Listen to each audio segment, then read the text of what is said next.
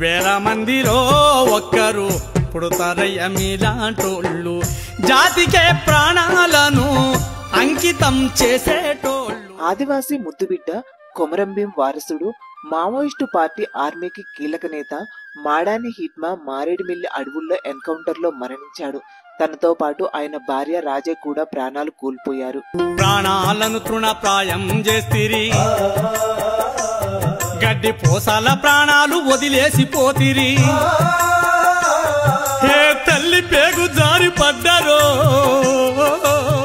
Comrade Hidma Chhattisgarh రాష్ట్రంలోని దక్షిణ బస్తర్ ప్రాంతంలో గల సుక్మా జిల్లా ఊవర్తి గ్రామంలో జన్మించారు. 16వ ఏటనే మావోయిస్టు పార్టీలో చేరారు. అంతకుముందు గ్రామంలోనే వ్యవసాయం చేసుకుంటూ జీవనం సాగిస్తున్న హిట్మాకు మావోయిస్టు పార్టీతో సంబంధాలు ఏర్పడ్డాయి.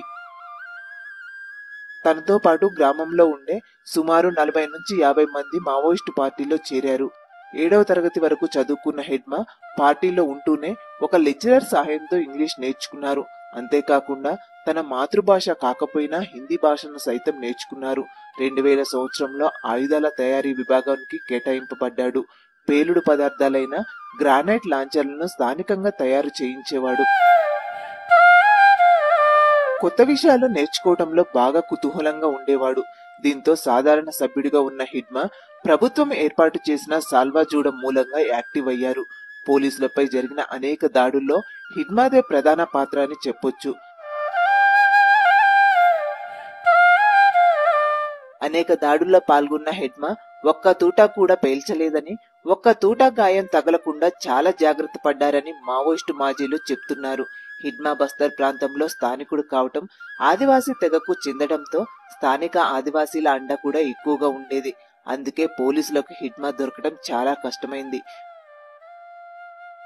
పోలీసులకు మోస్ట్ వాంటెడ్ గా ఉన్న కేంద్ర కమిటీ సభ్యులు సైతం వరుసగా ఎన్కౌంటర్ లో చనిపోయినా తాను మాత్రం దొరకలేదు. కానీ తనను మారేడుమిల్లి అడవుల్లో ఎన్కౌంటర్లలో చనిపోయారని పోలీసులు ప్రకటించారు. కానీ విజయవాడలో హిట్మాను ఆయన భార్య రాజీను పట్టుకొని చిత్రహింసలు పెట్టి వారిని అడవులో ఎన్కౌంటర్ చేశారని ఏపీసీఎల్సీ నాయకులు ఆరోపిస్తున్నారు. ఎన్కౌంటర్ కి ముందు రోజు హిట్మా తల్లితో లొంగిపోవాలని ప్రకటన ఇప్పించారని, గతంలో గాజర్ల రవి, అరుణ్ కూడా అలానే చేశారని ఆరోపిస్తున్నారు. హిట్మా మరణం మాత్రం విప్లవ శ్రేణులను చాలా కలిసివేసింది. 69న ఆయుధమై లేచే నాటి నుండి నేటి పోరాటంలో లెక్కలేని వేగు చుక్కలై వెలిగిండ్రు.